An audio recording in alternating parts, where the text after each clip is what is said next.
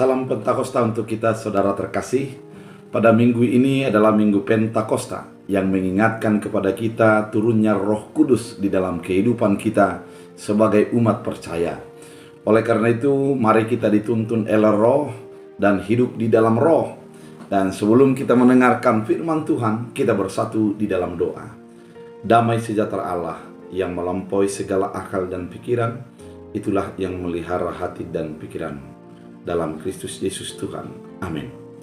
Saudara terkasih, pada hari ini kita akan mendengarkan firman Tuhan dari Roma 8, dimulai dari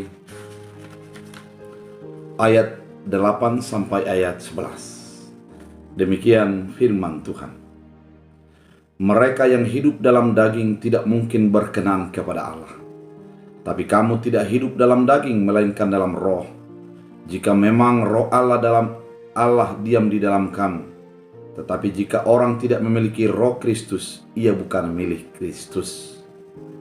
Tetapi jika Kristus ada di dalam kamu, maka tubuh memang mati karena dosa, tapi roh adalah kehidupan oleh karena kebenaran. Dan jika roh Dia yang telah membangkitkan Yesus dari antara orang mati diam di dalam kamu, maka Ia yang telah membangkitkan Kristus Yesus dari antara orang mati akan menghidupkan juga tubuhmu yang fana itu oleh rohnya yang diam di dalam kamu. Demikian firman Tuhan. Saudara terkasih di dalam Kristus Yesus, kita adalah sebagai manusia yang terdiri dari tubuh. Namun ada perbedaan yang mendasar bagi kehidupan kita, yaitu ketika Allah menghembuskan napas kehidupan, sehingga kita hidup oleh napas kehidupan yang sudah diberikan oleh Allah. Kemudian, sebagai orang percaya, kita sulit untuk memahami atas kehendak Allah di dalam kehidupan kita. Oleh karena itu, di dalam kesulitan untuk mengerti akan apa kehendak Allah, di sanalah dibutuhkan roh Allah, roh yang menuntun, menguatkan, dan memberikan pengajaran kepada kehidupan kita, sehingga kita menjadi mengenal akan kehendak Allah, mengerti akan maksud Allah dalam hidup kita. Oleh karena itu, pada minggu Pentakosta kali ini, kita diingatkan untuk menjadi hidup di dalam roh. Hidup di dalam roh. Mari kita lihat bagaimana murid-murid Yesus sebelum keturunnya Roh Kudus. Mereka bingung, mereka takut, mereka juga memiliki pergumulan yang berat atas kepemimpinan di dalam hidup mereka. Di dalam kebingungan dan di dalam ketakutan yang mereka miliki, maka turunlah Roh Kudus. Ketika Roh Kudus turun, maka mereka memiliki keberanian, mereka memiliki kekuatan, dan mereka merasakan tuntunan Allah di dalam kehidupan mereka.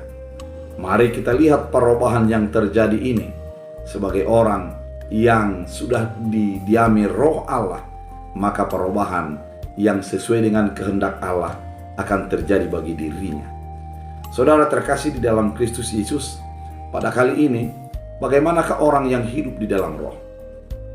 Di dalam ayat 8 dikatakan bahwa mereka yang hidup dalam daging tidak mungkin berkenan kepada Allah. Ternyata orang yang hidup dalam roh tidak lagi hidup di dalam daging. Hidup di dalam daging adalah memuaskan keinginan daging. Apa saja keinginan daging?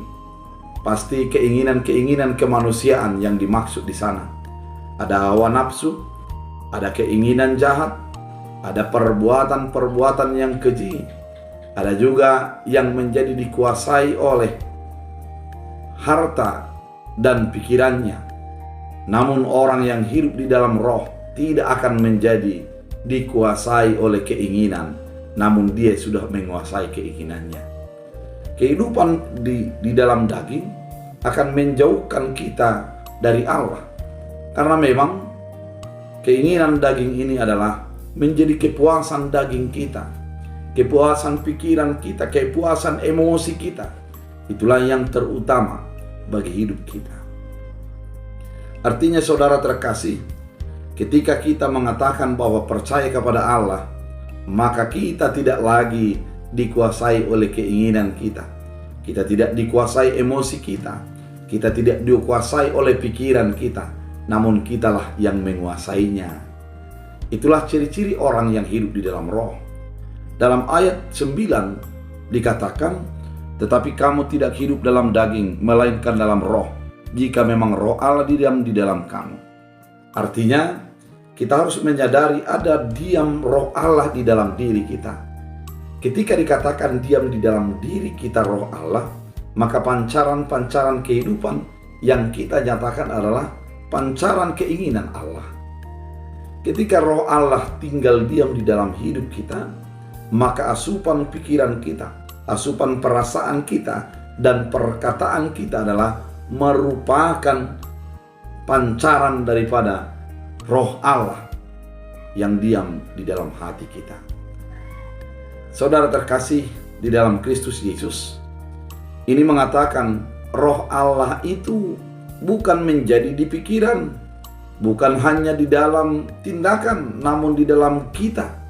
Kalau dikatakan dalam kita, artinya secara totalitas kehidupan kita itu tidak dibatasi oleh pikiran saja, tidak dibatasi oleh hati saja, bukan dibatasi oleh perkataan saja, namun totalitas kehidupan kita adalah merupakan tuntunan daripada Allah.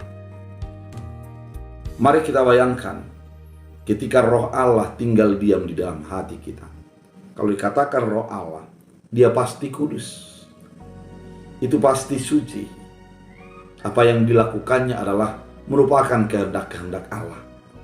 Maka yang pasti hati kita juga, pikiran kita juga adalah pikiran yang sudah disucikan dan dibenarkan. Dalam ayat selanjutnya dikatakan, jika memang roh Allah diam dalam kamu, tetapi jika orang tidak memiliki roh Kristus, ia bukan milik Kristus. Ternyata roh Allah itu adalah menjadi meterai bagi kita bahwa kita adalah milik Kristus Yesus. Ketika roh Allah tinggal di dalam diri kita, kita termeterai sebagai milik Kristus Yesus. Kalau kita lihat sebagaimana kehidupan sehari-hari yang bisa kita maknai, ataupun pendekatan secara ilustrasi yang bisa kita mengerti adalah, kalau kita memiliki handphone, pasti dalam seluler itu ada berbagai kartu yang dimasukkan ke dalamnya. Meskipun kita memiliki handphone, namun kalau kita tidak memiliki kartu seluler, maka tidak mungkin bisa dihubungi. Namun ketika ada kartu seluler sesuai dengan provider yang ada Simpati, ada XL, ada Tri, ada Indosat dan lain sebagainya itu, maka kalau kita menggunakan satu provider, maka itu akan menjadi terkoneksi dengan sinyal yang masuk di dalam provider yang ada. Kalau kita dikenakan dimasukkan roh Allah, maka dengan secara otomatis akan masuk Kristus Yesus yang menjadi memeteraikan kita menjadi milik Kristus Yesus. Dengan roh itu kita mengenal kehendak Yesus. Dengan roh itu kita menjadi dituntun untuk melakukan yang sesuai dengan kehendak Yesus dalam kehidupan kita. Itulah yang dimaksud dalam firman Tuhan kali ini. Ketika roh Allah tinggal diam di dalam kita, maka kita adalah menjadi milik Kristus. Karena tanpa itu kita tidak akan bisa mengerti, memahami apa yang dikehendaki oleh Allah dalam hidup kita. Tanpa roh itu kita akan tidak mengerti akan maksud dan rancangan Kristus dalam hidup kita. Saudara terkasih di dalam Kristus Yesus, pada ayat 10 dikatakan pada firman Tuhan kali ini, tetapi jika Kristus ada dalam kamu, maka tubuh memang mati karena dosa, tapi roh adalah kehidupan oleh karena kebenaran. Bukan hanya milik Kristus. Kita bukan hanya milik Kristus, tapi juga adalah menjadi memiliki kehidupan yang kekal. Ketika kita menjadi didiami oleh roh Allah, maka kehidupan akan menjadi milik kita. Karena kita sudah menjadi satu dengan Kristus dalam kematiannya, dan satu di dalam Kristus dalam kebangkitannya. Firman ini mau mengatakan ke dalam kehidupan kita, Roh Allah itu bukan hanya menjamin setiap waktu kita hidup, namun juga adalah menjamin kehidupan yang kekal setelah kita meninggalkan dunia ini. Roh Allah itu menjamin kehidupan yang kekal yang sudah disediakan Allah bagi kehidupan kita. Dalam ayat 11, dan jika roh Dia yang telah membangkitkan Yesus dari antara orang mati diam di dalam kamu, maka Ia yang telah membangkitkan Kristus Yesus dari antara orang mati akan menghidupkan juga tubuhmu, karena itu rohnya yang diam di dalam kamu. Ternyata roh itu adalah merupakan jaminan bagi kehidupan yang kekal yang sudah disediakan oleh Allah dalam kehidupan kita. Saudara terkasih di dalam Kristus Yesus, roh Allah adalah roh yang menjamin kita, menguduskan kita, menuntun kita untuk mengerti akan kehendak Allah. Saudara terkasih di dalam Kristus Yesus, pada Minggu Pentakosta ini kita diingatkan akan pentingnya Roh Kudus dalam hidup kita. Kita diingatkan akan peran Roh Kudus dalam sebagai hidup kita sebagai beriman. Oleh karena itu, biarlah setiap hidup kita, setiap langkah kita menjadi dituntun, diterangi, dan menjadi sesuai dengan kehendak Allah. Biarlah setiap kita menjadi orang yang menghidupi roh. Biarlah hatimu selalu disucikan dan dibenarkan, dan engkau menjadi sesuai dengan kehendak Allah dalam kehidupan. Oleh karena itu, pada minggu ini ada beberapa hal yang diingatkan. Ketika roh Allah ada dalam hidupmu, engkau menjadi hidup sesuai dengan kehendak Allah, bukan lagi menjadi sesuai dengan keinginan daging. Ketika roh Allah dalam hidupmu, maka engkau sudah dimeteraikan menjadi milik Kristus, karena Kristus itu adalah merupakan sesuatu yang menyelamatkan dan membenarkan. Ketika roh Allah ada di dalam dirimu, maka keselamatan, kehidupan yang kekal akan menjadi milikmu untuk selama-lamanya. Oleh karena itu, biarlah pelihara roh Allah, biarlah engkau hidup di dalam tuntunan roh Allah, sehingga kehidupan akan selalu mengarahkan kita untuk seturut dengan kehendaknya. Biarlah firman ini menjadi mengakar, berbuah, dan bertumbuh dalam hidupmu. Kita berdoa.